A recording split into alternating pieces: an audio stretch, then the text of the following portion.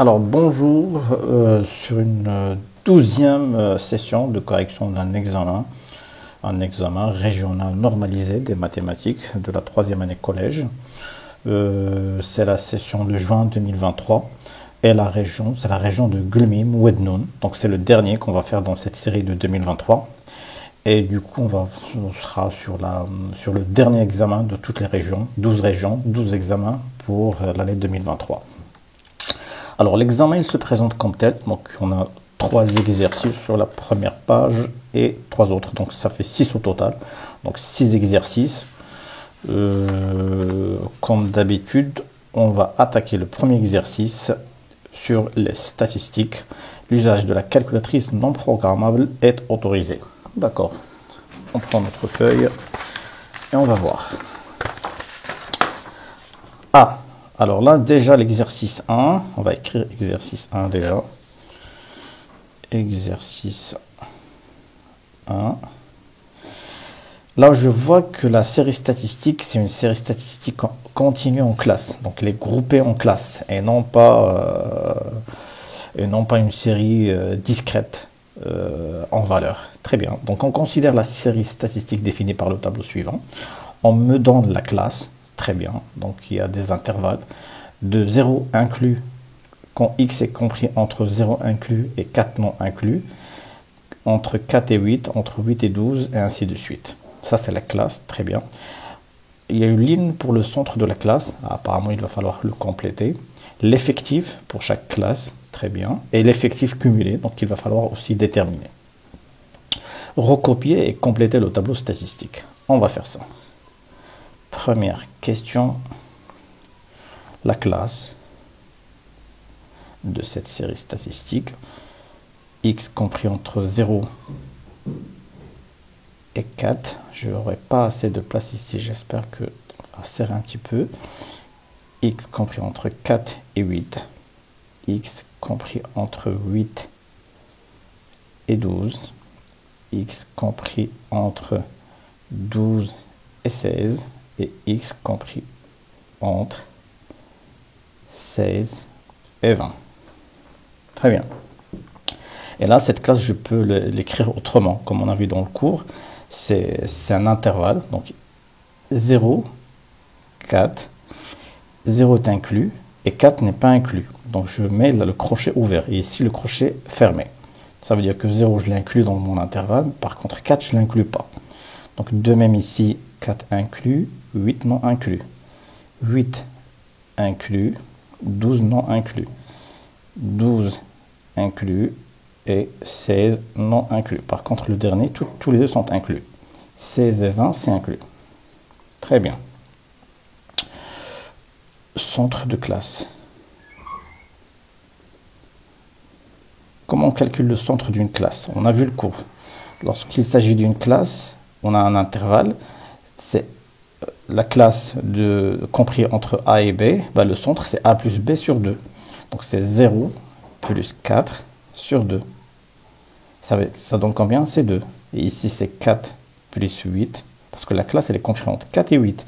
Je prends l'origine et l'extrémité de l'intervalle et je l'additionne et je le divise par 2. Ça me donne le centre de cette classe. Donc, 8 plus 4, ça fait 12. Sur 2, ça fait 6. 8 plus 12 sur 2, ça fait 20. 20 sur 2, ça fait 10. Et 12 plus 16, ça m'a donné combien? 28. 28 divisé par 2, ça fait 14. Et le dernier, c'est 16 plus 20 divisé par 2, ça fait 36. 36 divisé par 2, ça fait 18. Très bien. L'effectif de chaque classe. Alors, on me donne l'effectif, c'est 2, 4, 13, 12 et 9. D'accord. Et l'effectif cumulé. L'effectif cumulé. Donc, je mets 2, parce qu'il n'y a rien avant. Donc, 2 plus 4, ça fait 6. 6 plus 13, ça fait 19. 19 plus 12, ça fait 31. Et 31 plus 9, ça fait 40. D'accord. Déterminer la classe qui contient la valeur Voilà, on vient de compléter déjà le tableau. Et là, la deuxième question, c'est de déterminer la classe qui contient la valeur médiane de cette série statistique. D'accord. Déterminant la classe qui, vous avez vu comment la question est posée, qui contient la valeur médiane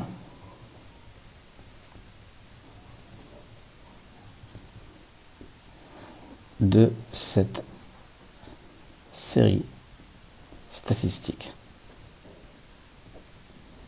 Vous vous rappelez du cours. Lorsqu'il s'agit d'une série statistique discrète en valeur, on me dit de calculer directement la valeur médiane.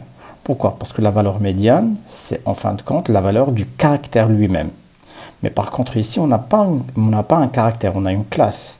Donc, c'est plusieurs valeurs. C'est un regroupement, c'est une série regroupée ou groupée en classes. Donc, plusieurs valeurs, je les groupées en une seule classe. Donc, la valeur médiane, elle est quelque part dans cet intervalle. Elle est quelque part dans cette classe. Je n'ai pas la valeur exacte, mais quelque part dans cette classe. C'est pour cela qu'ils me disent de déterminer la classe, c'est-à-dire l'intervalle, qui va contenir la valeur médiane de cette série statistique. Mais je ne peux pas la déterminer. À part si je peux dire aussi que c'est voilà, la classe qui contient la médiane de cette série. Et on peut considérer que le centre de cette classe, 14, peut être considéré comme valeur médiane de cette série. Parce que les deux, c'est une solution. Soit dire que la valeur médiane est inclue ou est dans cette classe, entre 12 et 16 par exemple, ou de dire que la valeur médiane n'est rien que qu'on peut la considérer comme le centre de cette classe. D'accord? Parce que cette classe qui va contenir la valeur médiane. Mais ça restera toujours imprécis. Parce qu'on ne sait pas si c'est vrai que la valeur médiane est 14. On n'a pas cette valeur. Pourquoi? Parce que la série statistique est groupée en classes, n'est pas groupée en valeurs. J'espère que vous avez compris. Donc, déterminons d'abord. Qu'est-ce qu'on va déterminer? Là, l'effectif total. Déterminons l'effectif total. Donc, n, c'est quoi? C'est 2, plus 4, plus 13, plus 12, plus 9. C'est 2, plus 4, plus 13, plus 12, plus 9. Ça donne combien? 12 plus 13, ça fait 15. Plus 6, ça fait 21. Plus 9. Non. 12, ça fait 15. Et 15 plus 6. 25, pardon. Qu'est-ce que je dis? 13 plus 12, c'est 25. Plus 6, c'est 31. Plus 9, c'est 40. Voilà. C'est l'effectif total. Donc, la moitié de l'effectif total est n sur 2, ça veut dire 40 sur 2, et c'est 20. Maintenant, il va falloir déterminer l'effectif cumulé inférieur, le plus petit effectif cumulé, supérieur ou égal à 20. D'accord? Est-ce que cet effectif est supérieur ou égal à 20? Non. Est-ce que celui-là est supérieur ou égal à 20? Non. Est-ce que celui-là est supérieur ou égal à 20? Non. Est-ce que celui-là est supérieur ou égal à 20? Oui. Donc je prends en considération. Est-ce que celui-là est supérieur ou égal à 20? Oui. Je prends en considération. Mais par contre, est-ce que je prends celui-là ou je prends celui-là? Non, je vais prendre le plus petit. Donc c'est l'effectif cumulé le plus petit supérieur ou égal à 20, c'est-à-dire 31. Donc la classe de 31, c'est 12, 16. D'accord? Le plus petit effectif cumulé supérieur ou égal à la moitié de l'effectif total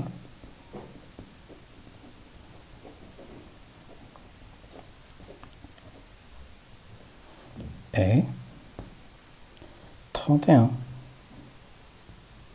D'accord. La classe qui correspond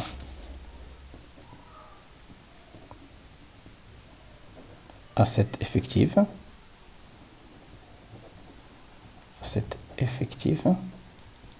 c'est-à-dire 31, et 12, 16. Donc, la valeur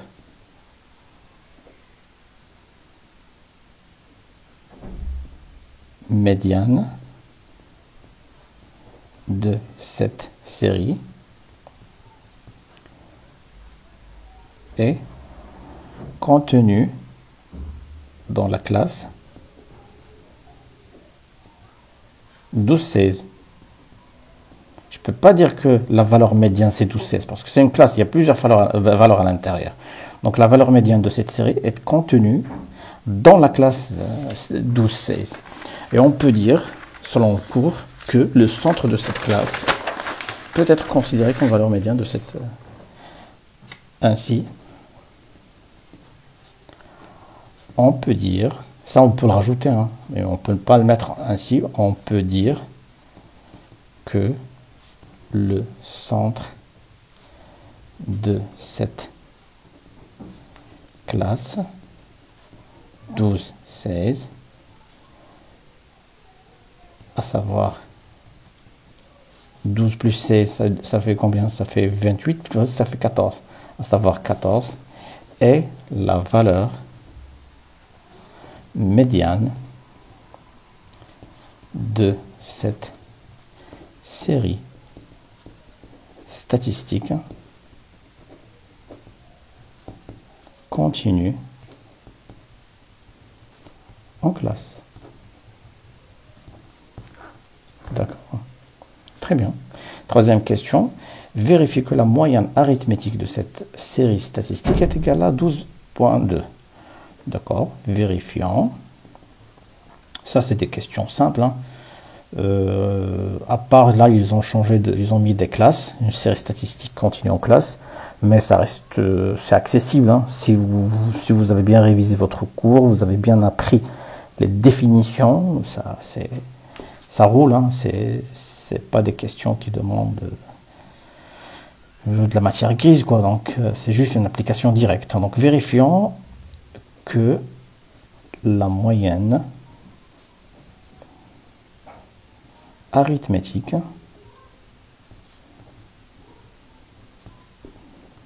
de cette série statistique égale à 12,2. Donc d'après le cours, donc c'est quoi la moyenne arithmétique? La moyenne arithmétique, ce n'est que le rapport de la somme du produit de l'effectif fois le centre de classe sur l'effectif total. Donc c'est le rapport de quoi? Du produit de quoi? De l'effectif fois le centre de classe, parce que là c'est une série en classe, pas c'est une série continue en classe. Donc ici j'ai pas la valeur du caractère, j'ai le centre de classe. C'est lui qui va me permettre de déterminer la moyenne. Donc je vais faire 2 fois 2 plus 4 fois 6 plus 13 fois 10 plus 12 fois 14 plus 9 fois 18 sur 40. Et j'aurai donc la moyenne arithmétique. On écrit tout ça. Donc la moyenne est égale à 2 fois 2 plus 4 fois 6 plus 13 fois 10 plus 12 fois 14 plus 9 fois 18 sur 40. Donc M, 2 fois 4 c'est 4, 2 fois 2 c'est 4, 4 fois 6 c'est 24, 13 fois 10 c'est 130, 12 fois 14 c'est combien? 12 fois 14, 12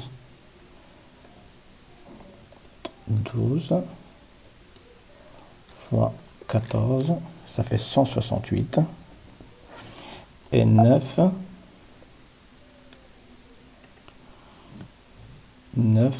fois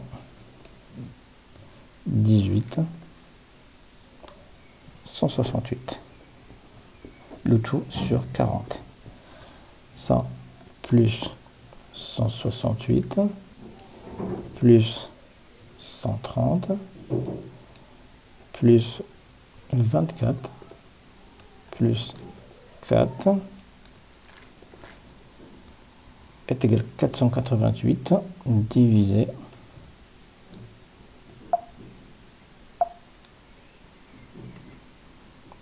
par 40.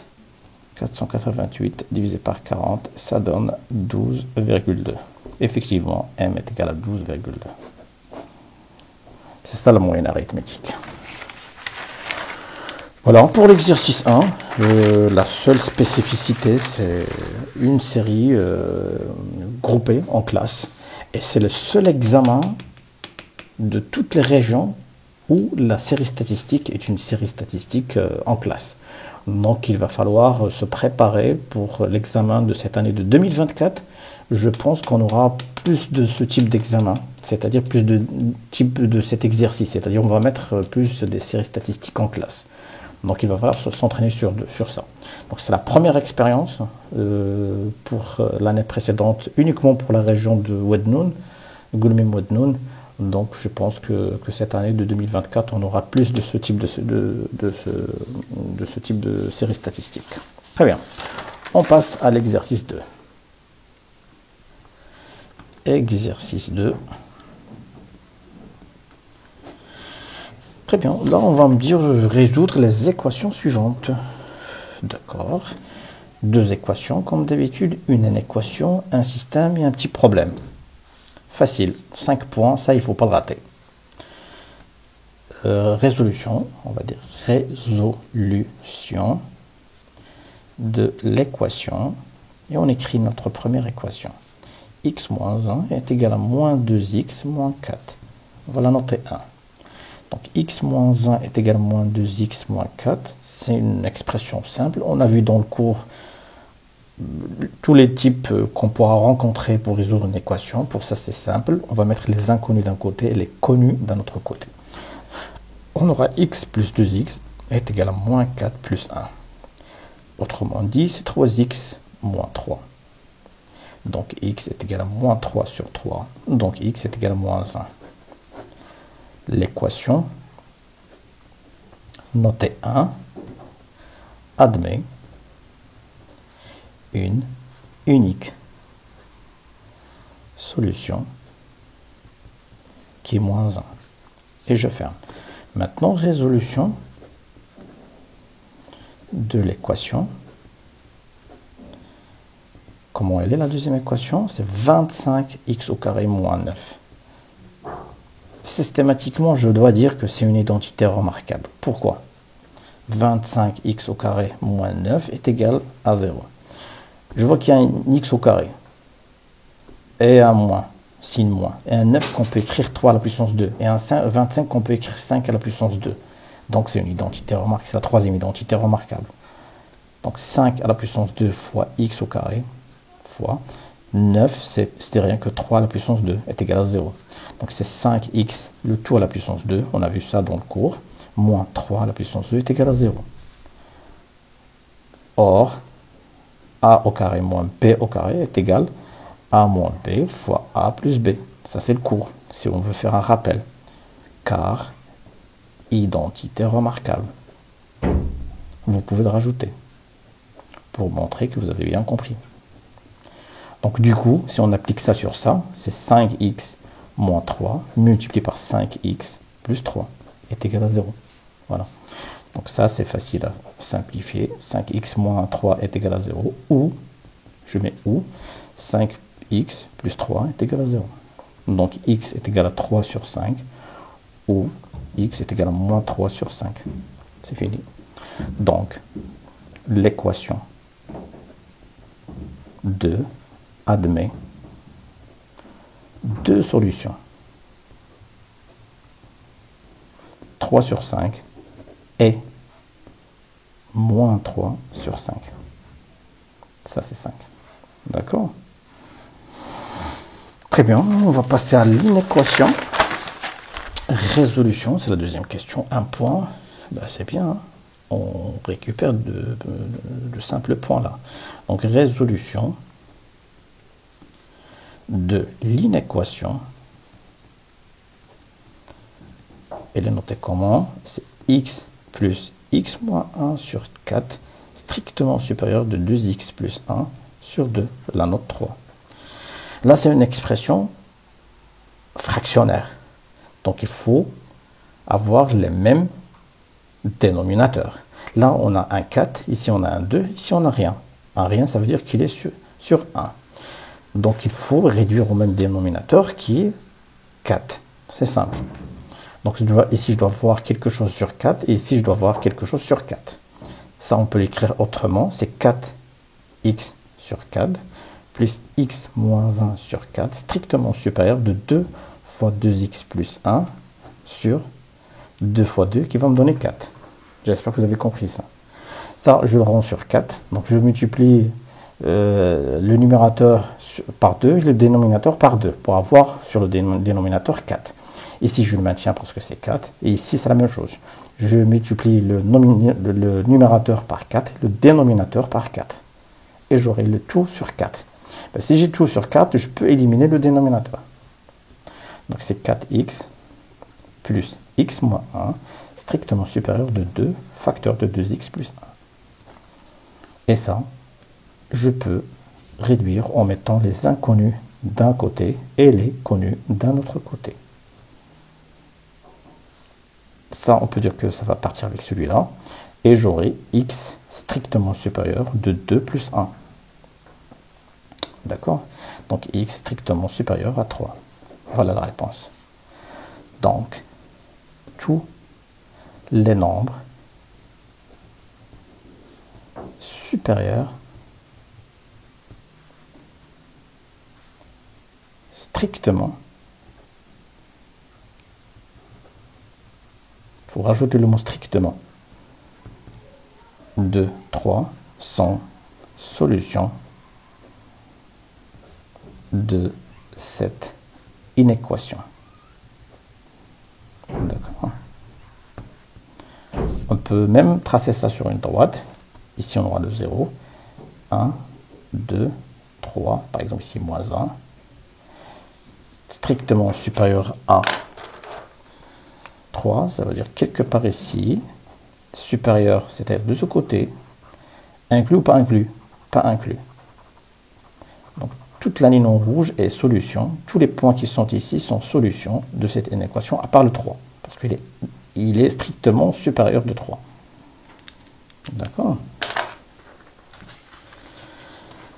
Troisième question, résolution ou résoudre le système suivant. On va faire ça.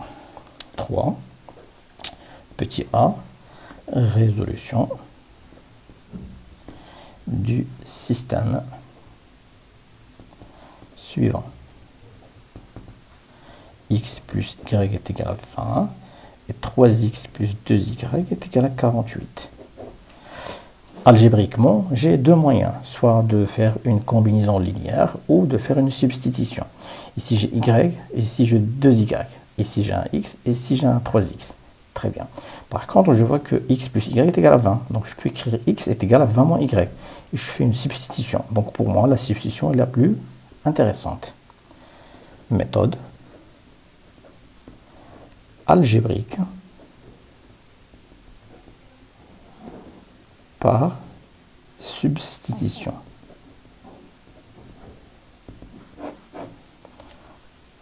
On a x plus y est égal à 20. Donc, x est égal à 20 moins y.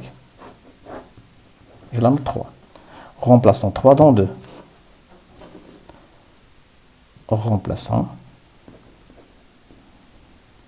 l'équation 3 dans l'équation 2. C'est-à-dire on va substituer x par cette valeur, par cette expression. Qu'est-ce que j'obtiens? C'est rien que de dire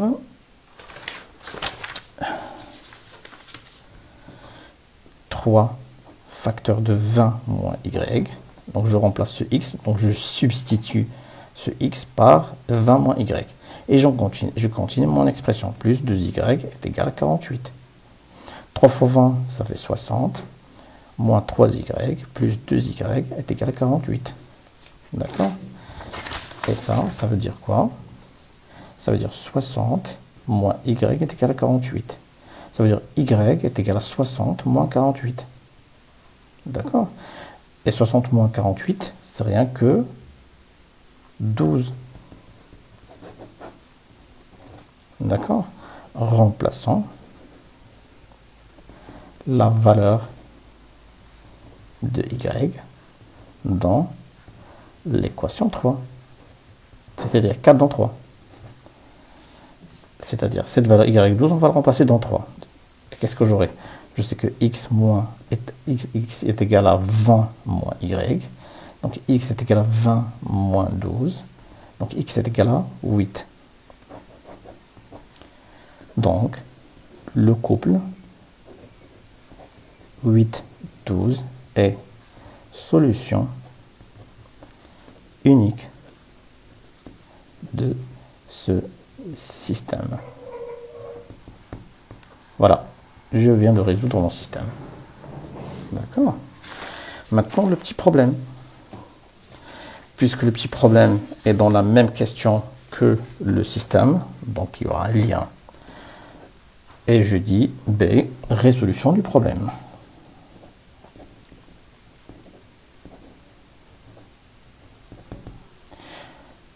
Un club sportif propose un tarif d'inscription pour les hommes à 300 dirhams.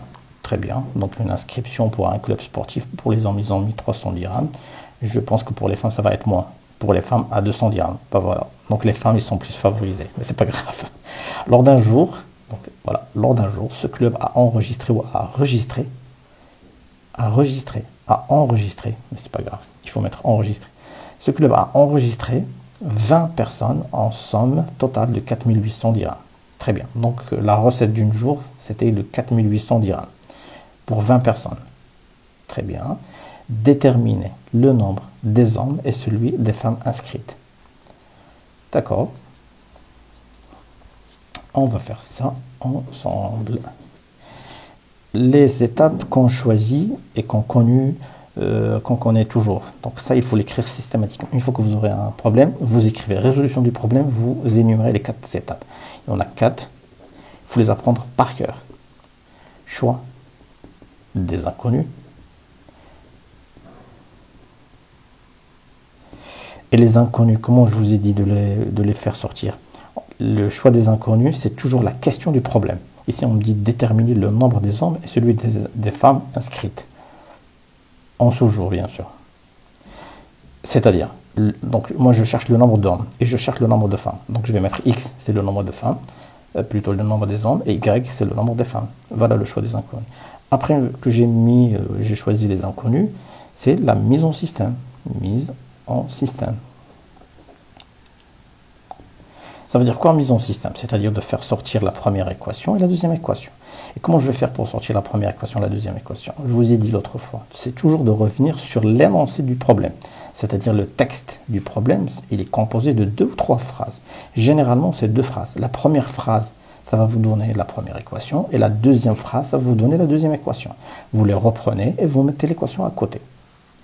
Résolution, troisième étape, c'est la résolution du système. Comment vous faites pour résoudre le système? Vous n'allez pas refaire la résolution, parce que c'est toujours lié au système que vous avez déjà résolu. Donc vous allez dire, selon la question 3a, on a la résolution du système qui est égale le couple tan, donc la solution est tan. Donc vous n'êtes pas obligé de refaire la résolution. Et quatrièmement, c'est le retour au problème. Pourquoi vous allez retourner au problème? Pour 2 raisons. 1, pour faire une vérification. Et de répondre aux questions. Parce que la résolution du système, ça va vous donner un chiffre. Et ben, nous, on a besoin de lier ce chiffre, cette valeur, à la question. Et de dire que le nombre des hommes est 4 hommes.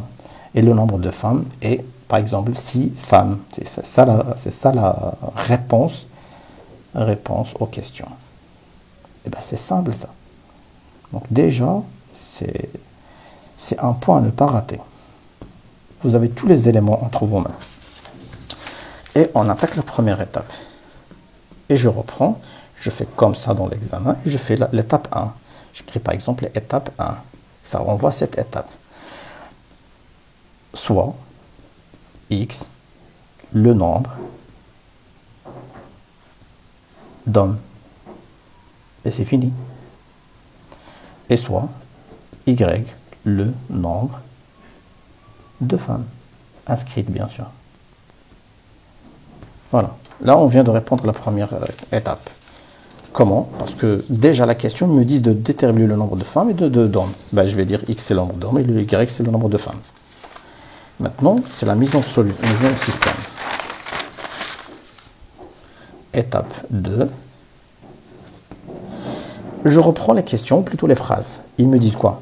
Un club propose un tarif d'inscription pour les hommes de 300 dirhams et pour les femmes de 200 dirhams. Lors d'un jour, ce club a enregistré 20 personnes en somme totale de 4200. Ben voilà. Donc, le club a enregistré 20 personnes. C'est-à-dire que le total des hommes et des femmes est 20. C'est-à-dire que X plus Y est égal à 20. Le club a enregistré 20 personnes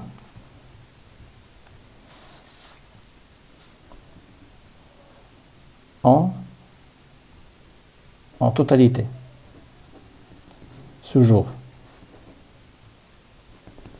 Donc, X plus Y est égal à 20.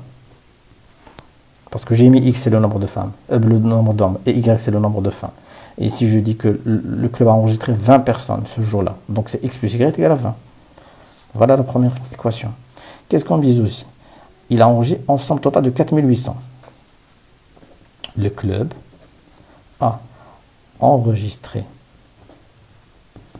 aussi 4800 dirhams en somme totale. C'est-à-dire qu'il a encaissé 4800, sachant que 300 dirhams pour les hommes et 200 dirhams pour les femmes. Donc, X fois, ou 300 fois X, plus 200, l'abonnement des femmes fois leur nombre, est égal à 4800. Le nombre d'hommes fois l'abonnement de 300 dirhams et le nombre de femmes fois leur prix d'abonnement ou d'inscription. Et ben, le total, c'est 4800 dirhams. Et ça, je peux simplifier parce que ici, j'ai 4800, 200 et 300. Si je regarde mon équation d'avant, c'est à peu près la même chose, c'est que juste, il va falloir diviser par 100. Et bien, simplifions. On aura quoi? C'est 3x plus 2y est égal à 48. Ben voilà la deuxième équation. Donc, notre système est, première question, équation x plus y est égal à 20. Et la deuxième équation, c'est 3x plus 2y est égal à 48. Ben voilà. Étape 3, c'est la résolution. Selon la question 3a, on a le couple quoi 8, 12 est solution de ce système. C'est bon. Étape 4. Maintenant, on va faire la vérification. Vérification. Comment on va vérifier ça? Ils me disent quoi? Il a enregistré 20 personnes. C'est-à-dire que x plus y, ça doit être 20. C'est-à-dire si je mets 8 plus 12, ça va me donner combien? 8 plus 12, c'est 12. Voilà, c'est 20. Et je vérifie. Et 20, c'est 20. Et pour l'autre, c'est quoi? C'est 300 dirhams fois 8 plus 200 dirhams fois 12 est égal à combien? C'est là où il y a le piège de la vérification. On ne va pas mettre 3 fois 8 parce que c'est une équation là, c'est les simplifier. On l'a simplifié pour avoir ça. Mais normalement, pour faire la vérification, il faut revenir à 300 dirhams fois le nombre d'hommes plus 200 dirhams fois le nombre de femmes. 8 fois 3, c'est combien? C'est de 24, c'est 2400. Et 12 fois 200, c'est 2400 aussi. Et 2400 plus 2400, c'est 4800. Dire. Et les vérifier. Vous avez vu comment on fait la vérification. Maintenant, c'est retour au problème. Ou plutôt réponse aux questions. Réponse aux questions. Donc, le nombre, je reprends la phrase, le nombre d'hommes enregistrés ce jour par le club est 8 hommes. Et le nombre de femmes enregistrées ce jour par le club est 12 femmes. Voilà la résolution du problème. Voilà, donc c'était assez facile pour l'exercice 2. 5 points, c'est à la portée. À part la dernière point, si vous êtes un peu méthodique et vous apprenez comment résoudre des problèmes, réécrire les étapes, savoir comment tirer les inconnus, mise en système. La résolution, c'est toujours la question qui est avant. Retour au problème et vérification et réponse aux questions. Et là, c'est à la portée. Et on attaque l'exercice niveau 3. Exercice 3.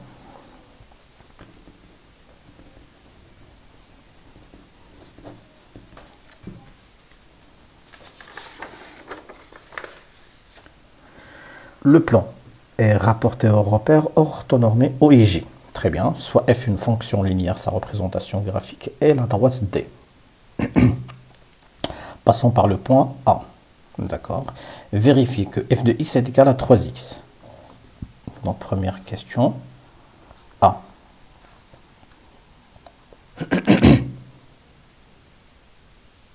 Oui. Qu'est-ce que vous remarquez? Là, on me demande de vérifier f de x est égal à 3x. Oui, c'est très bien. On a, vérifiant que f de x est égal à 3x. Bah, déjà, il faut montrer que f est une fonction linéaire. Parce que, ouais, c'est le cas. Donc, f est une fonction linéaire, sa représentation graphique, et on a besoin d'une image. Parce que là, il me donne juste la représentation et un point qui appartient à D. Puisque A appartient à D, donc les coordonnées du point A, vérifient l'équation, plutôt vérifient la fonction linéaire. Donc, f de 2 est égal à i6. Et du coup, on peut dire que, tac, tac, tac, on va déterminer A de x. On va écrire ça. On a f est une fonction linéaire. Donc, elle s'écrit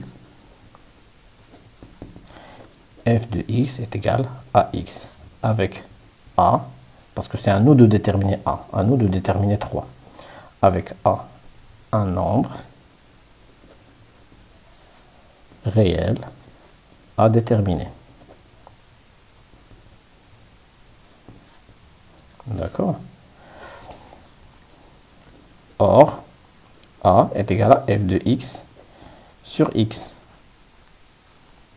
C'est le coefficient de cette fonction. Coefficient de cette fonction linéaire.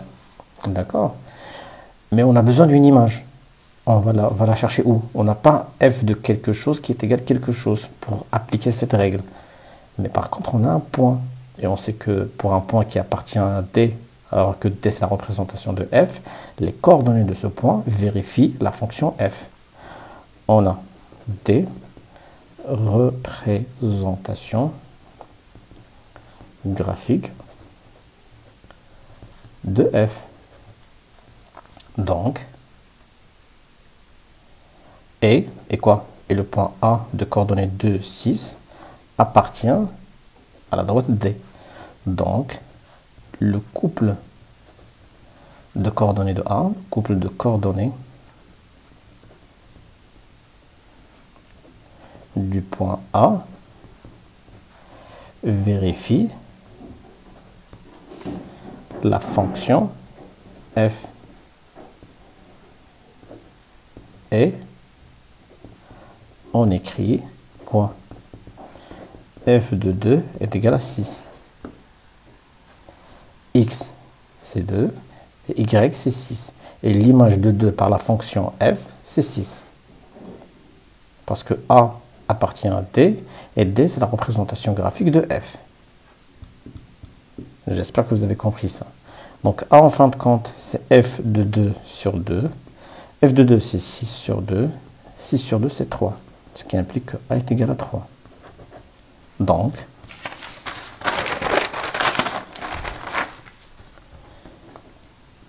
F de X est égal à 3X.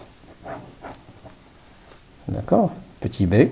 Détermine le nombre réel tel M, tel que F de M est égal à moins 9. Voilà, ça c'est autrement dit, ils vous disent de déterminer le nombre dont l'image est moins 9. Ça on l'a vu pas mal de fois. Déterminant le nombre réel M tel que F de M est égal à moins 9. Et on va remplacer. On a F de X qui est égal à 3X. Mais ici, ils me disent M, c'est de déterminer le nombre dont l'image est moins 9. Je n'ai qu'à remplacer X par M. Donc F de M, c'est 3 fois M, parce que X, je l'ai remplacé par M. Et F de M, c'est quoi? C'est moins 9. Et bien maintenant, je vais utiliser ça et ça. Donc 3M est égal à moins 9, et M est égal à moins 9 sur 3. Ce n'est rien que c'est moins 3. Donc c'est l'image de moins 3 qui va me donner moins 9. Et M est égal à moins 3. Pas mal pour cette question. On va voir la suite. Fonction affine. Donc, deuxièmement, on considère la fonction affine g telle que g de 0 est égal à 1 et g de moins 1 est égal à moins 1. Et la droite delta, sa représentation graphique. Montrer que g de x est égal à 2x plus 1. C'est facile. Ça, il ne faut pas hésiter sur ce type de questions. Hein. C'est du cours, on a pas mal fait ce type de questions. Donc, montrons, voilà la technique comment on fait. Donc, montrons que g de x est égal à 2x plus 1. La question en elle-même, c'est simple. Il me demande de déterminer a et de déterminer b. Et de montrer que g de x est égal à 2x plus 1. On a, c'est comme ça qu'il faut répondre. On a, g est une fonction, comment elle est une fonction affine. Donc, elle s'écrit comment, d'après le cours? Elle s'écrit g de x à x plus b. Avec quoi? Avec a et b sont des nombres réels à quoi? À déterminer. D'accord? Et on commence par déterminer a. Déterminant a. Donc a, c'est quoi? C'est g de x. D'après le cours, j'ai exprime. On a besoin de deux points, deux images. X moins x prime. Pourquoi? Parce que c'est une fonction affine. Or quoi? Or, on a g de 0 est égal à combien? 1. Et g de moins 1 est égal à moins 1. Donc, on remplace. A est égal à g0 moins g de moins 1 sur 0 moins moins 1. Ou g de moins 1 moins g de 0 sur moins 1 moins 0. Même si j'inverse, j'aurai toujours le même résultat. On l'a vu ça ensemble l'autre fois, sur pas mal d'exercices. Et on continue sur la détermination de A, qui est égal à G0, c'est 1, moins G de moins 1, c'est moins 1, sur 0 moins moins 1. Donc A est égal à quoi? 1 plus 1 sur 1 est égal à 2. On va faire l'autre méthode. A est égal à G moins 1, c'est moins 1, moins G0, c'est 1, sur moins 1, moins 0. A est égal à quoi? Moins 2 sur moins 1. A est égal à quoi? Est égal à 2. D'où G de x, comment on va l'écrire maintenant? C'est 2x plus b, parce qu'on n'a pas encore déterminé b. Je viens juste de remplacer 2 dans l'expression que j'ai écrite tout à l'heure. J'ai trouvé A est égal à 2, j'ai remplacé ici. Maintenant, c'est à moi de déterminer B. Déterminant B. Et bien, on a G de X est égal à 2X plus B, bien sûr. Et on a quoi? On a G de 0 est égal à 1 et G de moins 1 est égal à moins 1. On va utiliser l'une des deux images pour déterminer B. D'accord? Et comment on va faire ça? Ici, je vais remplacer le 0 ici et ici. Ou je vais remplacer ici et ici par moins 1. Dans les deux cas, j'aurai le même résultat pour B. Parce que les deux sont des images de la fonction G. 0, en fonction l'image de 0 en fonction de G, et moins 1, c'est l'image, plutôt moins 1, c'est l'image de moins 1 par fonction G. D'accord? On remplace.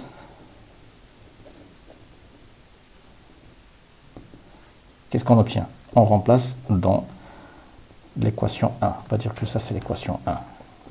Donc, G de 0 est égal à 2 fois 0 plus B. Et ici, si on veut prendre le deuxième cas, G de moins 1, on remplace ici 2 fois moins 1 plus B. Donc, G de 0, 2 fois 0, c'est 0, est égal B. Et ici, G moins 1, 2 fois moins 1, c'est moins 2 plus B. G de 0, c'est 1. Donc j'écris 1 est égal à B. Et ici, G moins 1 est égal à moins 1. Donc moins 1 est égal à moins 2 plus B. Donc B est égal à 1 ici. Et ici, B est égal à quoi? Moins 1 plus 2. C'est 1. C'est le même résultat. Donc, G de X n'est rien que 2X plus 1. Est-ce que c'est le cas? On va voir. Effectivement, donc G de X est égal à 2X plus 1. On attaque la question B. Construire D et delta dans le repère O et J. Avant de tracer D et delta, on va reprendre ce qu'on a vu. On a la fonction f de x qui est égale à 3x. On a calculé f de 2 qui est égal à 6. On sait que la représentation de f de x, c'est la droite D. D'équation réduite, comment elle est? C'est 3x. F de 2 est égal à 6, c'est le point A qu'ils nous ont donné, de coordonnées 2, 6. Et j'aurai besoin d'un autre point. Mais puisque f est une fonction linéaire, il va passer par l'origine du repère de coordonnées 0, 0. Donc j'ai l'équation réduite que j'ai tirée de la fonction f de x, 3x. Donc y, j'enlève f de x, je mets y, ça c'est l'équation réduite de t. Le point A, je l'ai déjà, et son image c'est f2. f de 2 est égal à 6. Très bien, mais j'aurai besoin d'un autre point. Et le point c'est O, 0, 0. Pourquoi j'ai mis ça? Parce que la fonction d est une fonction linéaire. Et pour g de x que j'ai déterminé 2x plus 1, j'ai deux images. J'ai g de 0 qui est égal à 1 et j'ai g de moins 1 est égal à moins 1. Donc ça, c'est la droite delta, la représentation de g. Y, l'équation réduite de delta, c'est quoi? C'est 2x plus 1. Je reprends l'expression de fg de x. J'ai besoin de deux points, ben, ils sont ici. Je vais dire que B de coordonnées 0, 1. Et bien B, c'est rien que I. Ah ben c'est J. C'est J, c'est équivalent à dire J de coordonnées 0, 1. Donc le point B, c'est le point J du repère. Et ici, on va dire que c'est B, ou c'est C. On va dire que ça c'est J pour garder le B. Et ici c'est moins 1, moins 1. Voilà. Vous avez vu. Il faut savoir aussi se mettre toujours dans la tête les coordonnées de J qui sont 0, 1 et les coordonnées de I qui sont 1, 0. Si vous rencontrez des images comme ça, il vaut mieux mettre le point I ou le point J. Donc la représentation maintenant, il est plus facile avec ces données. Et je trace mon repère orthonormé. Des unités de 1 cm pour l'axe des ordonnées et perpendiculaires en maintenant toujours 1 cm comme unité de mesure pour garder toujours un repère orthonormé. Ça, c'est l'axe des abscisses et ça, c'est l'axe des ordonnées. Le point O, le point I et le point J. Je trace le point A de 2, 6. Donc 2, c'est ici 2, 1, 2, 3, 4, 5 et 6.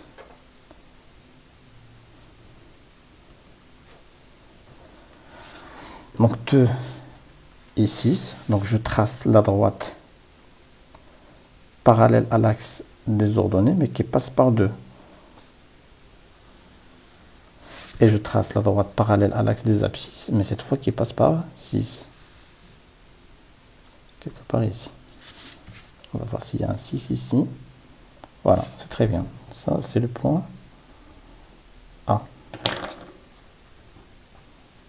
Très bien. Le point O, c'est ici. Et je peux tracer la droite qui passe par A et par O, qui est la droite D.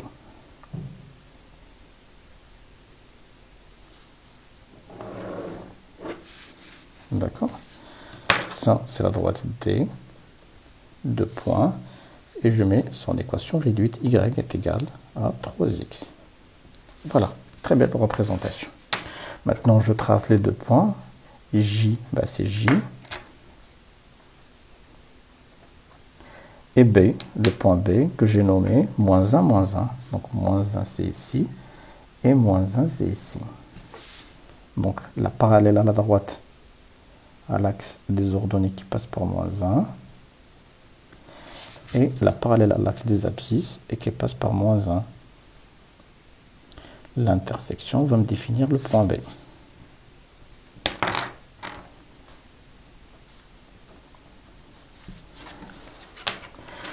Et bien, B et J, je pense qu'ils vont se couper, ou on va voir.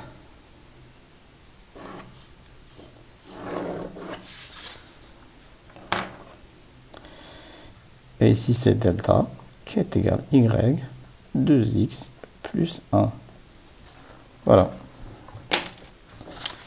La représentation. Déterminer les coordonnées du point H à intersection de D et de delta. Ça, c'est logique. Parce que ici, on voit qu'il y a une intersection. Mais est-ce que c'est 1? On va voir ça. Troisième question, ou plutôt question C, déterminant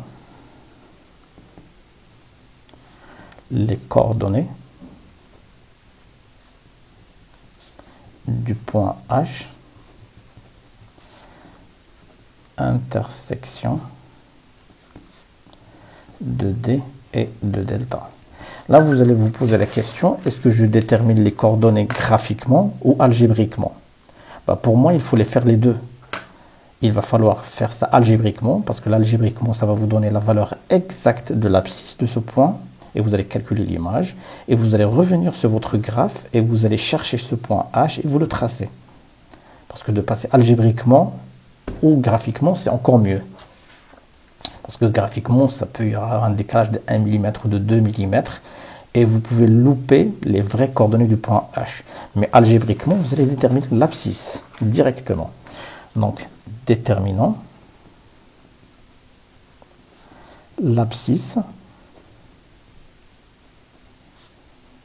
du point H en résolvant l'équation.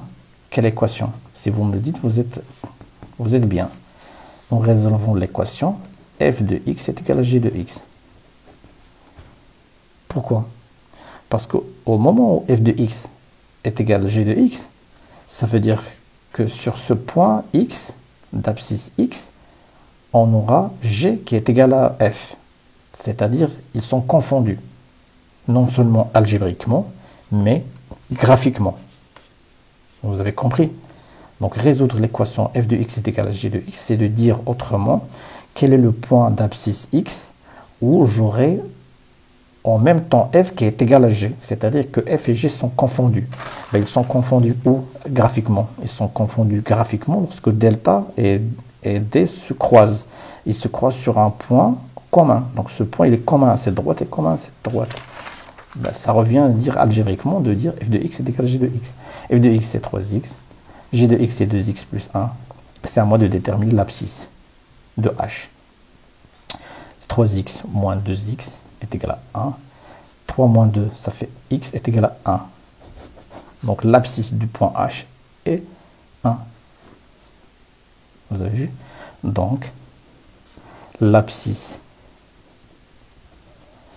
du point H est 1.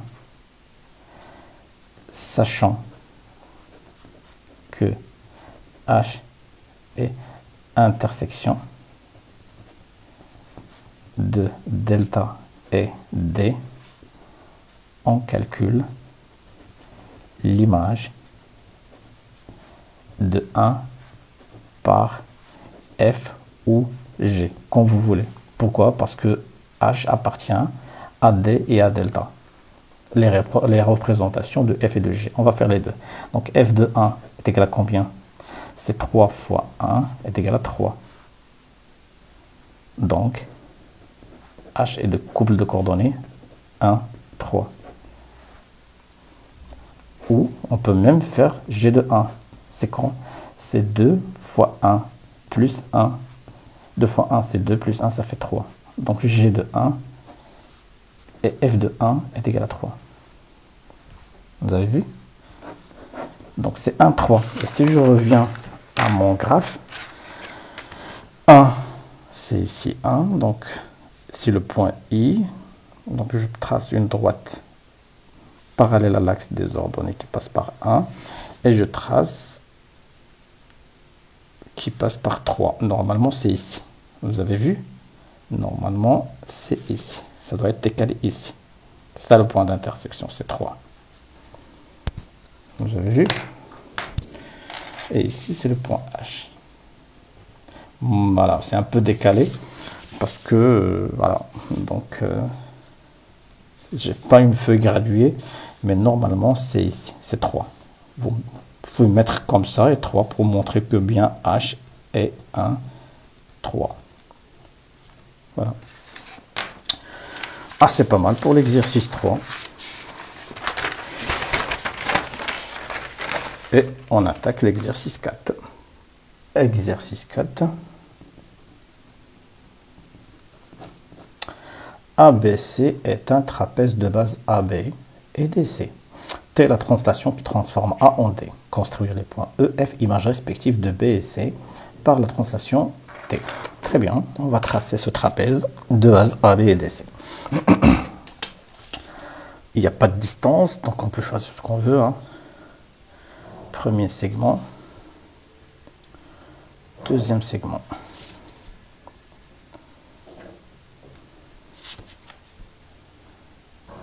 Voilà notre trapèze. A, B, C et D. T est la translation qui transforme le point A en D. Très bien. Le vecteur AD. Donc de ce point à ce point. Construire les points E et F, images respectives de B et C par la translation T. Avant de tracer ça, il va falloir écrire quelques petites phrases. On a. Ça, il faut le faire systématiquement, il faut apprendre ça. On a E et image de quoi? De B par la translation T de vecteur AD. Ça veut dire quoi? Ça veut dire que le vecteur AD est égal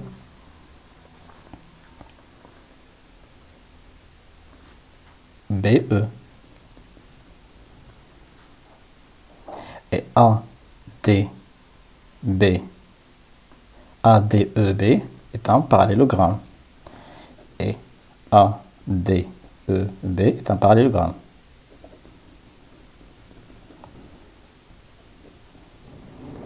Parallélogramme.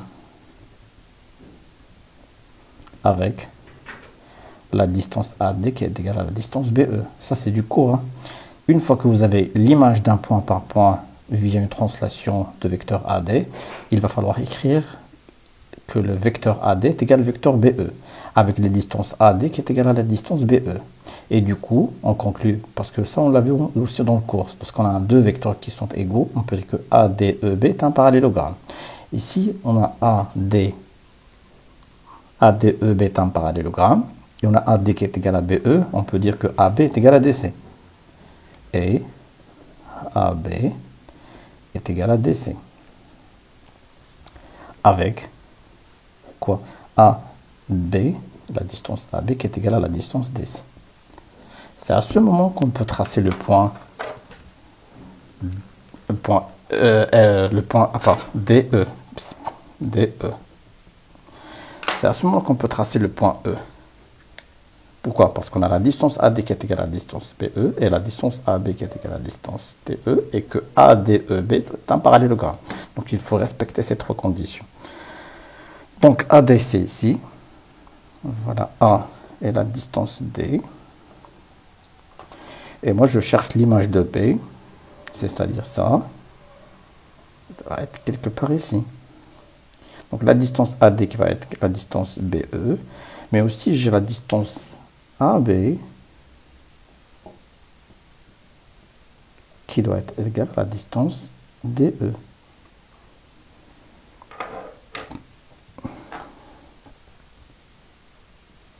C'est ici E. Et j'ai ça en parallélogramme. ADEB est un parallélogramme. La distance AB est égale à la distance DE et la distance AD qui est égale à la distance BE. Voilà. D'accord. Et maintenant, pour le second point, on a F et image de quel point? Point C par la translation T de vecteur AD. Donc j'écris encore une fois AD qui est égal à CF avec la distance AD qui est égale à la distance CF et ADFC est un parallélogramme. Ça, c'est juste des applications du cours. Un parallélogramme. Ici, ABC, ADFC est un parallélogramme. Donc, j'ai le premier vecteur et je peux écrire trois autres vecteurs. Mais je vais me contenter de celui-là et de l'autre qui va impliquer les deux autres côtés. Donc, AD, CF. Et AD est égal à CF et AC est égal à DF. AC est égal à DF. Et la distance AC qui va être à la distance DF. Là, je peux tracer le point F. Comment je vais dire?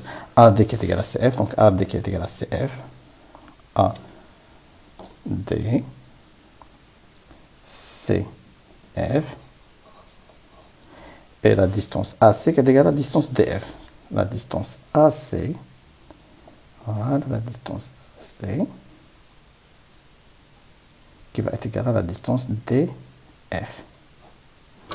Donc l'intersection, nous allons définir le point F. Et du coup, je peux tracer AC, F et D, C et F, et dire que ça va être égal à ça, c'est déjà AD est égal à CF, et ça va être égal à ça. C'est ce que j'ai écrit. AC est égal à DF, AC est égal à DF, AC est égal à DF, et AD est égal à CF, AD est égal à CF. Très bien. Et là, qu'est-ce qu'on remarque? On remarque que AD est égal à BE est égal à CF. Vous avez vu? Et celui-là va être égal à celui-là, c'est normal, celui-là va être égal à celui-là, c'est normal. Et le point E qui est inclus dans DC. Très bien. Ça, c'est la première question, c'est de construire E et F. Montrer que AC est égal à FD. Montrer que AC est égal à FD. Ben, ça, AC est égal à DF. Bah, là, on l'a déjà montré. AC est égal à DF. Vous avez vu? Si vous faites les choses correctement, vous allez répondre systématiquement à d'autres questions, quoi. Parce que là, vous appliquez directement le cours. Donc, il suffit de reprendre ça et vous avez répondu à votre question. Parce que AC est égal à DF. Même si vous changez les points, DF, c'est la distance FD. Ça n'a rien à voir. Dire que FD est égal à DF, c'est la même chose. Parce qu'on parle de distance, c'est pas de vecteur. Mais par contre, FD est différent de DF. Mais la distance, c'est la même chose. C'est un module, c'est une distance, c'est une valeur en fin de compte. C'est un module. Module de vecteur. D'accord? Donc c'est un piège ici de dire AC est égal à FD. Ben, c'est la même chose, c'est de dire AC est égal à DF. On va écrire ça pour montrer qu'on a bien compris. Alors, montrons que AC est égal à FT. Montrons, c'est quelle question ça? C'est 2. Montrons que AC est égal à FD. On a AD qui est égal à CF, car F est l'image de quoi? L'image de C par la translation T de vecteur AD. Très bien. Donc, AD FC est un parallélogramme. Et puisque ADFC est un parallélogramme, ADFC est un parallélogramme, on peut écrire quoi selon le cours? Que AD est égal à CF, DA est égal à FC, AC est égal à DF, et CA est égal à FD. Vous vous rappelez de ça? On a vu ça dans le cours. Ben, si on peut écrire tout ça, qu'est-ce que nous cherchons nous? Nous cherchons que AC est égal à DF. AC est égal à DF. Ainsi, AC, le vecteur AC est égal au vecteur DF, et la distance AC est égale à la distance DF. Un vecteur qui est égal à un vecteur, c'est-à-dire qu'ils ont la même distance, ou le même module, le même sens, ils ont deux droites qui sont parallèles. Donc AC, la droite AC est parallèle à la droite DF. La droite, plutôt le segment AC va être égal au segment DF, et ils ont le même sens. Donc ça, c'est correct. C'est le cours. Or, DF est égal à FD, car il s'agit d'une distance. Donc, AC est égal à FD. D'accord? Petite question piège, mais pour les gens qui sont bien calés aux maths, bon, pas de problème. Montrer que le point E appartient à la droite DC. Très bien. Troisième question, montrant que le point E appartient à la droite DC. On va reprendre notre schéma. Montrer que E appartient à la droite DC. Très bien. Alors, comment on va montrer ça? Ouais, c'est bon. Ouais. Donc, pour montrer que E, ça c'est une question, très belle question. Pour montrer que E appartient à la droite DC, et bien, comment on va faire ça? On sait que AB, le vecteur AB est égal au vecteur DE. Parce que ABED est un parallélogramme. On a déjà la distance AB qui est égale à la distance DE. On a E, c'est l'image de B. Donc AB est égal à vecteur AB est égal au vecteur DE. Donc du coup, la droite AB, elle est parallèle à la droite DE. Et ABCD, c'est quoi? C'est un trapèze. De base quoi? De base AB et de base DC. Donc les deux bases pour un trapèze, ils sont comment? Ils sont parallèles. Donc AB, il est parallèle à DE et AB, il est en même temps parallèle à DC. Puisque AB est parallèle à DE et AB est parallèle à DC, donc DE est parallèle à DC. Vous avez compris? Et puisque DC est parallèle à DE et le point D se répète deux fois, donc DE est confondu avec la droite DC. Du coup, les points DEC sont des points alignés. Et du coup, E appartient vraiment à la droite DC. Ça, c'est une très belle question. Bravo. Bravo pour cette question. Et on écrit tout ça. J'espère que vous avez assimilé le truc. On va dire, qu'est-ce qu'on a? On va mettre ça à côté pour suivre avec le schéma. On a A, B, C, D est un trapèze de base AB et DC. Ça, c'est donné. Donc, la droite AB est parallèle à la droite DC. Ça, c'est connu, quoi. Donc, pour un trapèze, les bases sont parallèles. Par contre, les côtés, non. Et on a 1. On note 1. On a quoi aussi? On a ABED ou ADEB, comme on a dit tout à l'heure. ADEB, on a, selon la question 1, ADEB est un parallélogramme avec quoi? Avec le vecteur AB qui est égal au vecteur DE. Donc, AB est parallèle à la droite DE. D'accord? Et de 2, 1, on a AB qui est parallèle à DC et AB qui est parallèle à DE.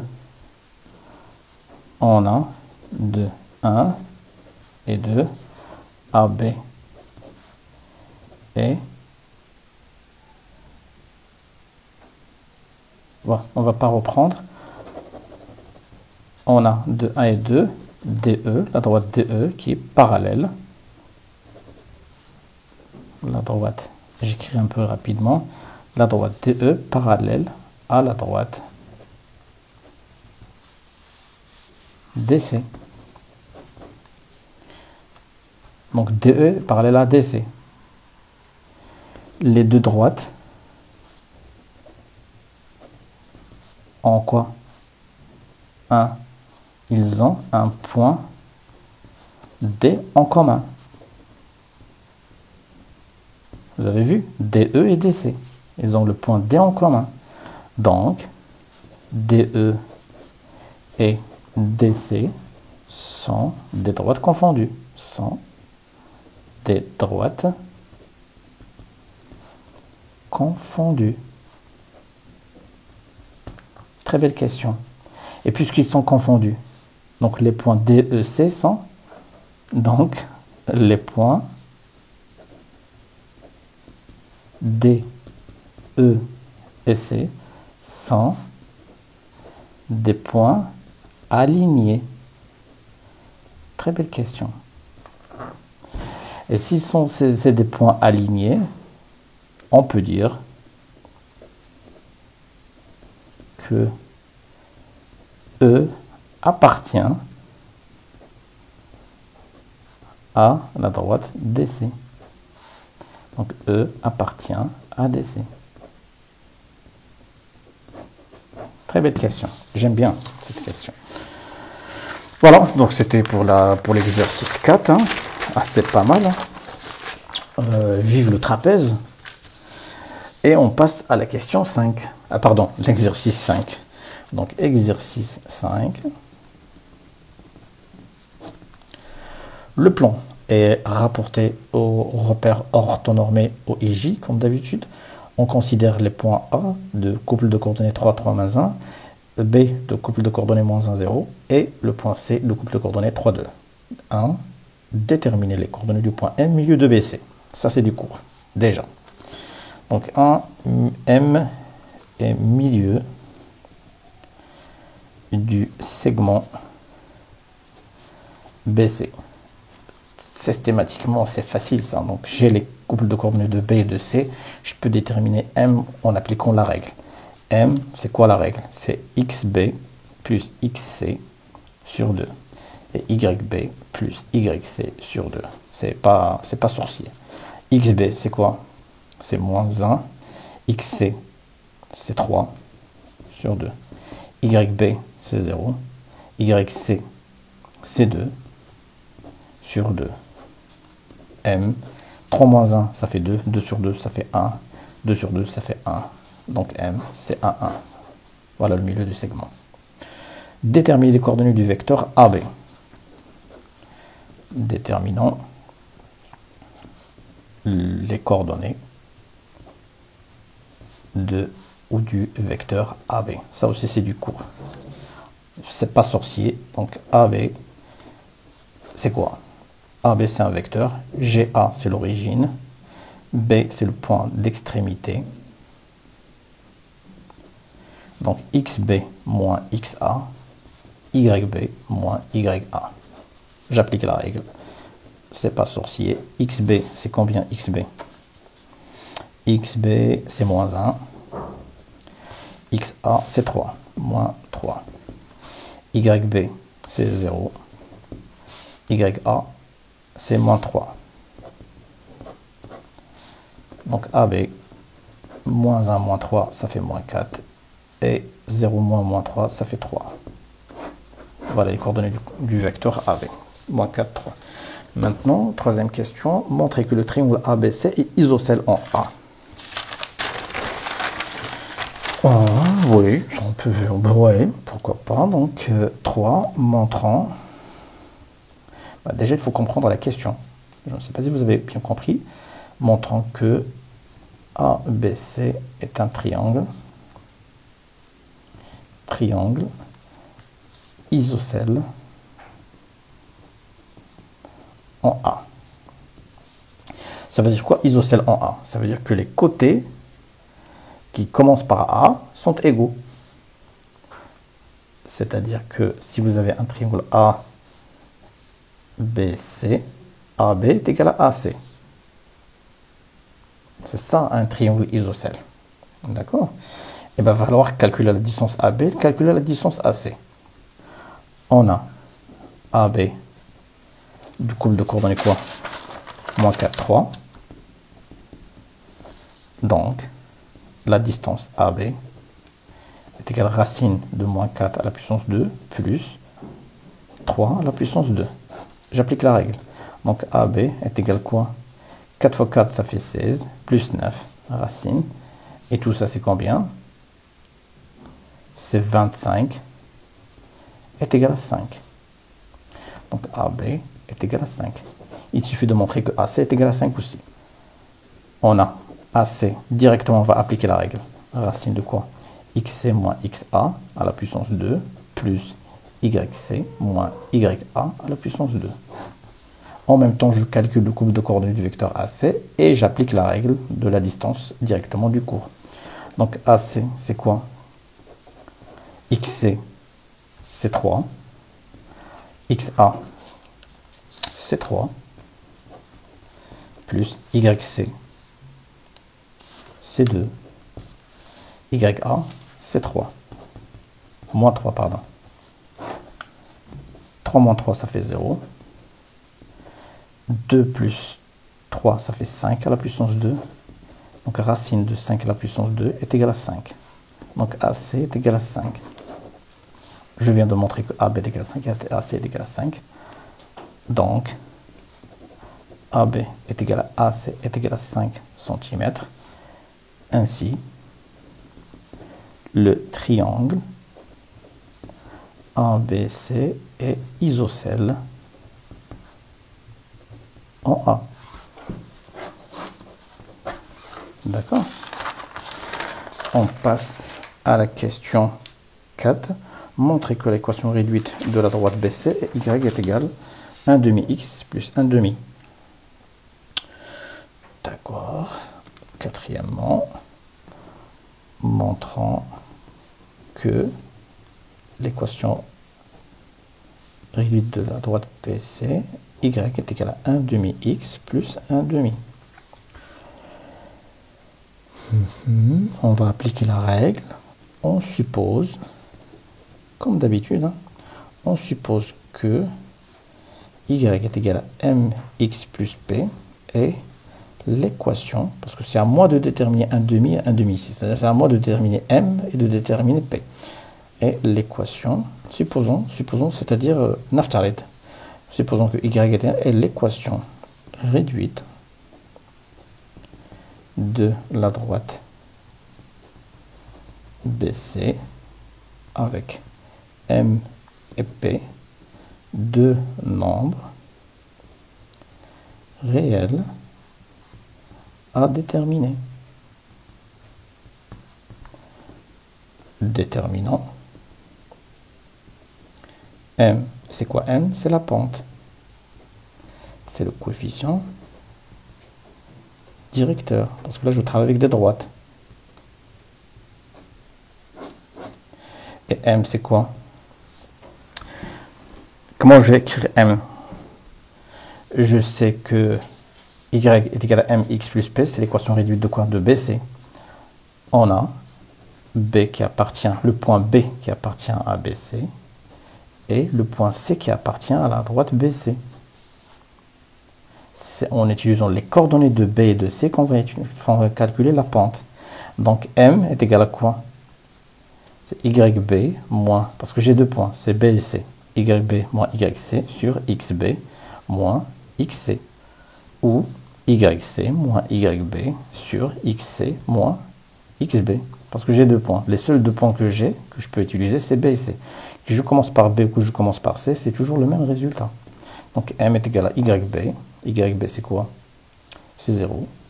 Moins YC c'est 2 sur XB moins 1 moins XC.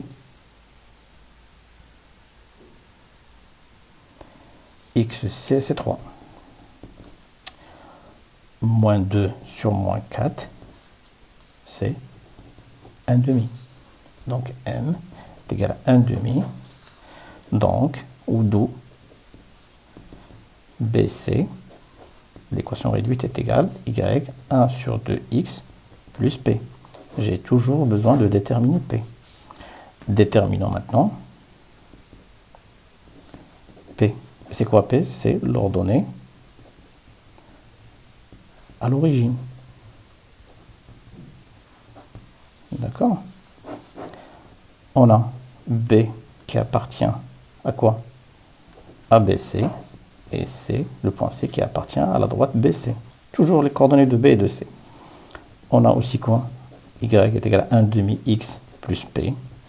Donc remplaçons le couple de coordonnées de B ou de C sur l'équation 1. Remplaçons les coordonnées de B ou de C dans l'équation 1. Qu'est-ce que j'aurai? YB est égal à 1 demi XB plus P. Ou YC est égal à 1 demi XC plus P. Je remplace XC, YC ou XB, YB par les valeurs que j'ai. Directement, YB, c'est combien? C'est 0, est égal à 1 demi. XB, c'est combien? C'est moins 1 plus P. Donc P est égal moins 1 demi. De l'autre côté, ça va donner 1 demi. Si j'utilise l'autre point, c'est-à-dire C, qu'est-ce que j'obtiens? YC, c'est 3, est égal à 1 demi fois XC. XC, c'est 3. plus P. Donc P est égal à quoi? 3 moins 3 sur 2. Donc P est égal 6 moins 3 sur 2. Non. Attendez. X, Y, C. C'est 2 ici. 2. Ça fait 4. Voilà. Donc YC, c'est 2. XC, c'est 3. Donc P est égal à 2 moins 3 sur 2. 4 moins 3, ça fait 1 sur 2. Donc P est égal à 1 demi. Ainsi, l'équation réduite de la droite BC, Y est égal à 1 demi X plus 1 demi. D'accord? Déterminons maintenant, cinquième question. Déterminons l'équation réduite de la droite D, hauteur du triangle ABC issu de A. Déterminons l'équation réduite de la droite D, hauteur du triangle ABC issu de A. D'accord. Donc déjà, j'ai un triangle isocèle. Et ça qui est égal à ça. Et là, on me dit de déterminer la droite, plutôt l'équation réduite de D, la hauteur, oui, la hauteur du triangle ABC issu de A. Donc la hauteur de ce triangle, c'est quoi? C'est la projection du point A sur le segment BC. Donc la droite qui va passer par A, elle est comment? Elle est perpendiculaire à BC. Parce que la droite D, elle est issue de quoi? Elle est issue, c'est la hauteur. Elle est issue du point A. Donc elle est perpendiculaire à BC. J'ai déjà l'équation réduite de BC, la droite BC.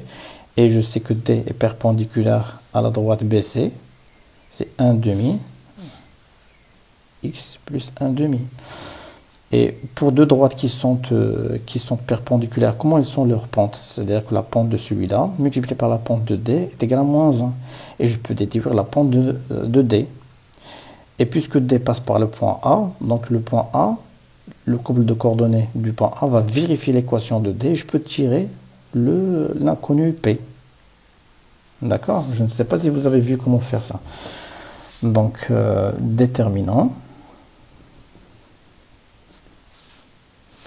l'équation réduite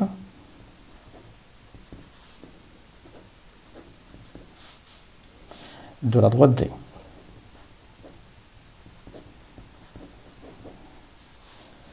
Hauteur du triangle ABC. Pas mal cette question aussi. Issue de A. On a la droite D est perpendiculaire à la droite BC. Ça, c'est systématique parce que la droite D, c'est la hauteur du triangle qui passe par A. Donc, supposons que Y est égal à m'x plus P' et la droite, plutôt l'équation réduite de la droite D. Puisque D est perpendiculaire à BC, M' fois 1 demi est égal à moins 1. C'est-à-dire la pente de la droite D multipliée par la pente de la droite BC qu'on a déterminé l'autre fois, c'est 1 demi est égal à moins 1. Donc M' est égal à quoi? Moins 1 fois 2. Donc M' est égal à moins 2. Donc l'équation réduite de D, on peut écrire Y est égal à moins 2x plus P'. P' à déterminer. Déterminant P'. On a quoi? On a le point A qui appartient à la droite D. Donc, le couple de coordonnées de A vérifie l'équation réduite de D. Donc, YA est égal à moins 2XA plus P'. Or, A, c'est quoi le couple de coordonnées de A? C'est 3 moins 3. Donc, je remplace. YA, c'est moins 3. Moins 2 fois XA. XA, c'est 3. Plus P'. Donc, P' est égal à quoi? Moins 3. 3 fois 2, c'est 6. L'autre côté, c'est plus 6. 6 moins 3, ça fait 3. Donc, P' est égal à 3. D'où l'équation réduite de la droite T, c'est Y est égal à moins 2x plus 3. Voilà la droite. D'accord? Ah, c'est pas mal cette question. Il faut juste savoir que la hauteur du triangle la hauteur, elle est toujours perpendiculaire parce que elle est issue de quoi? Elle est issue de A. Donc, pour définir cette droite D, il va falloir faire la projection du point A sur la base BC. Et quand on fait une projection, on trace la perpendiculaire. Donc, du coup, D est perpendiculaire à BC. BC, on a déjà son équation. D, c'est l'équation à déterminer. Puisqu'ils sont perpendiculaires, les pentes, le produit des deux pentes est égal à moins 1. Je retire la pente de la droite D. Et il me reste à déterminer P' ou P, puisque la D passe par A, donc le couple de coordonnées va vérifier l'équation de D, je remplace et je détermine P', et du coup je crée l'expression réduite de la droite D qui est égale à moins 2x plus 3. Voilà, pour l'exercice 5, c'était assez pas mal. Une question qui vaut aussi une chandelle, la 5e question. Pareil, donc à la question de l'exercice 4, 0,75. Assez pas mal, hein, pour la région de Ouadnoun, hein, Goulmim Ouadnoun. Et on passe à l'exercice 6. Exercice 6. Qu'est-ce qu'on nous dit? Alors, SABC est une pyramide de sommet S et de base le triangle ABC. C'est un triangle ABC rectangle en A. D'accord, c'est ce petit triangle. Il est rectangle en A. Et de hauteur SA. C'est pas assez clair. SA. SA. SAB, c'est ici. On respecte la rotation. SABC.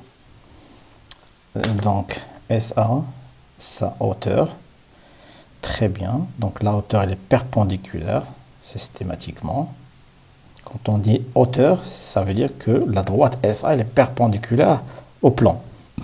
Les hauteurs sont toujours perpendiculaires. Tel que AC est égal à 6 cm, BAB est égal à 4 cm, et SC, donc ce côté, est égal à 10 cm. D'accord.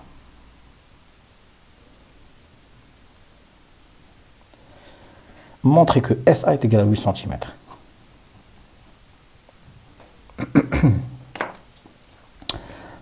Montrons, première question, montrons que SA, la distance SA est égale à 8 cm. Qu'est-ce qu'on peut dire? Ben, c'est simple.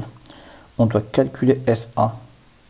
J'ai déjà le côté SC qui est égal à 10 cm. J'ai déjà le côté AC qui est égal à 6 cm. Donc je peux utiliser le triangle S, ou plutôt ASC. Et je peux utiliser donc le théorème de Pythagore. Par contre, il faut montrer que ASC est un triangle rectangle.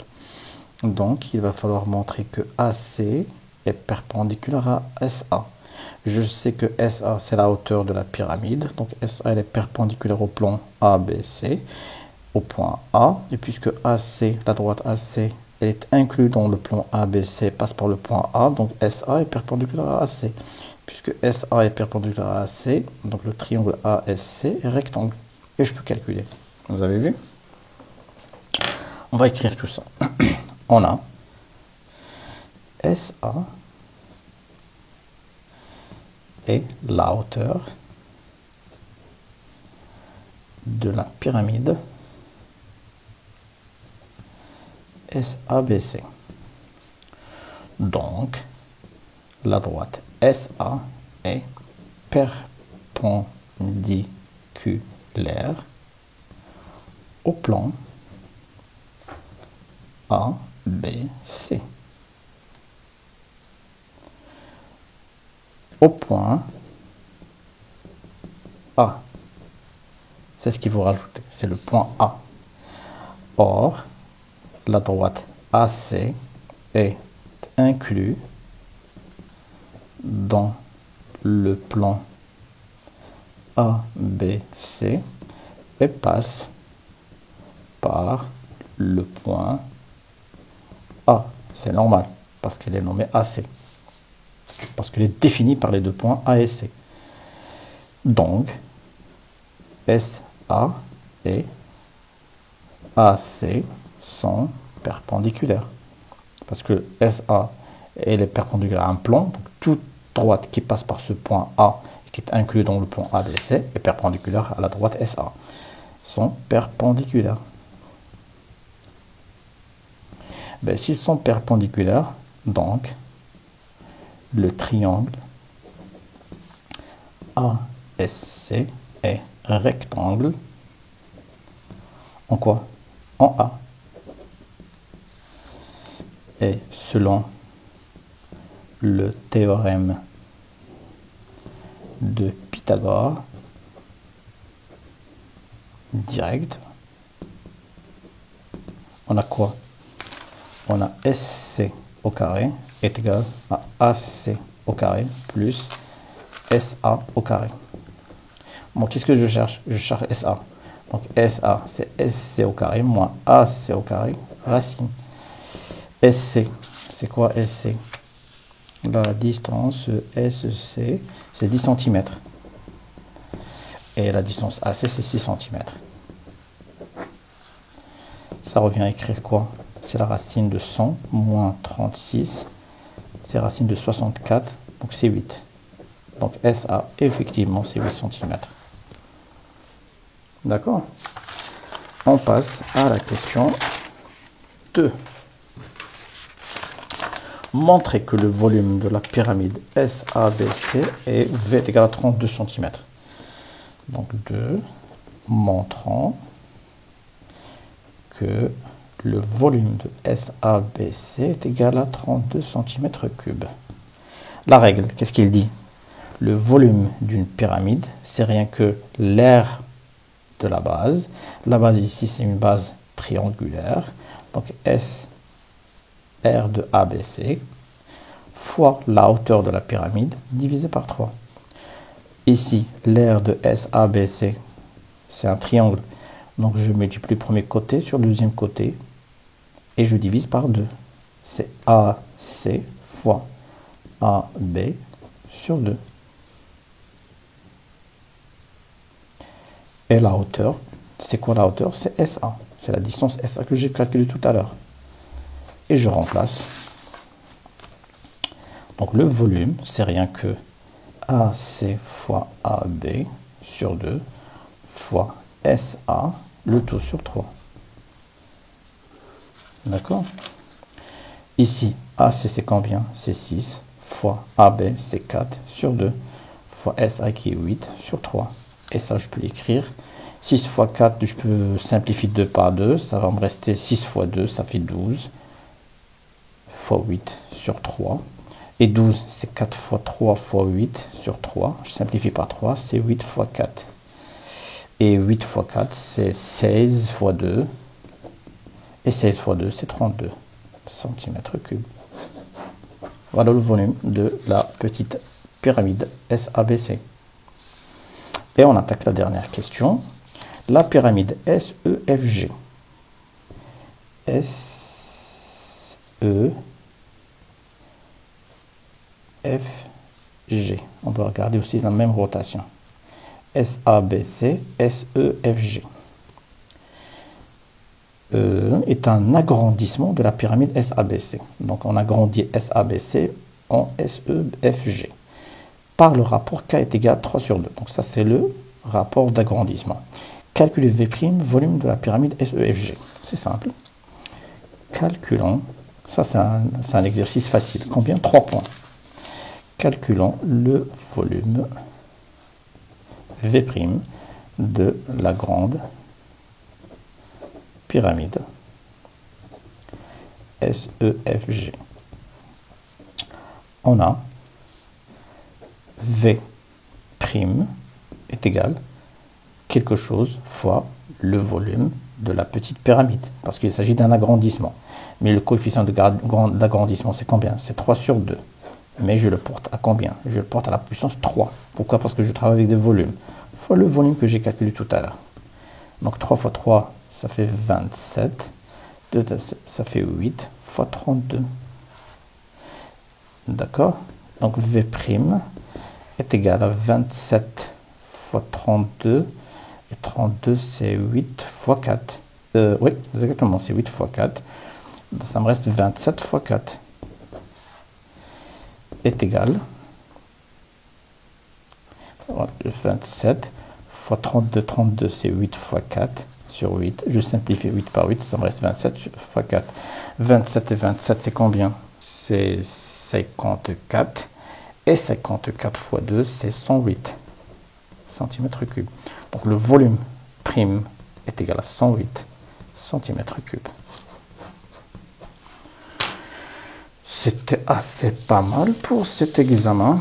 Certaines questions. La question de l'exercice 5, la dernière question de l'exercice 4. Petite tournure au niveau de l'exercice 3. L'exercice des statistiques, on commence à faire des statistiques. On peut dire que cet examen est un peu chaud pour les élèves de 3e année collège.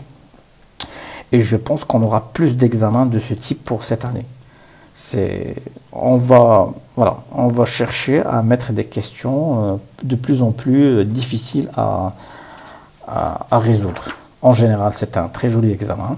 J'espère que vous avez bien assimilé les réponses. Donc si vous avez des questions, des remarques, n'hésitez pas à me les envoyer dans les commentaires. Si vous avez des séries d'examens ou si vous avez des exercices que vos profs vous donnent et que vous pouvez me les envoyer. Je peux faire des corrections dessus pour vous. Donc ça, c'était le 12e et le dernier de l'année de 2023. Donc la prochaine fois, donc la semaine prochaine, on va commencer à faire les examens de 2022. C'est 12 examens aussi, des 12 régions. Entre-temps, si vous avez des séries, si vous avez des exercices à corriger, n'hésitez pas à les nous envoyer. Donc je ferai la correction, je vous les envoie sur cette chaîne. Donc voilà, donc sur ce, je vous dis à la prochaine. La prochaine fois, on va utiliser d'autres techniques de réponse et d'éviter de faire voilà. Donc vous allez voir, donc les prochaines vidéos vont être un peu plus modernes et vous allez avoir des liens sur lesquels vous pouvez récupérer donc la totalité de l'examen et des corrections électroniquement. Je vous souhaite une excellente journée. Travaillez bien les examens que je vous ai mis, donc les 12 examens, il faut les travailler, les retravailler. C'est votre seule chance d'avoir 18, 19, 20 sur cette matière. C'est très très important de maîtriser les maths. Les maths, c'est quelque chose qu'on voit dans notre vie de jour en jour. Je ne vais pas accélérer les choses, donc il y aura des surprises sur cette chaîne. On va faire les examens de 3e année collège, on va voir aussi les examens du tronc commun, première année baccalauréat, 2e année baccalauréat. Et on va voir aussi, au-delà de ça, si vous êtes toujours partant de faire cette aventure ensemble. Et on va aller jusqu'à la programmation si vous êtes intéressé et de voir la finalité des mathématiques appliquées pour l'intelligence artificielle. Ça, c'est une autre surprise.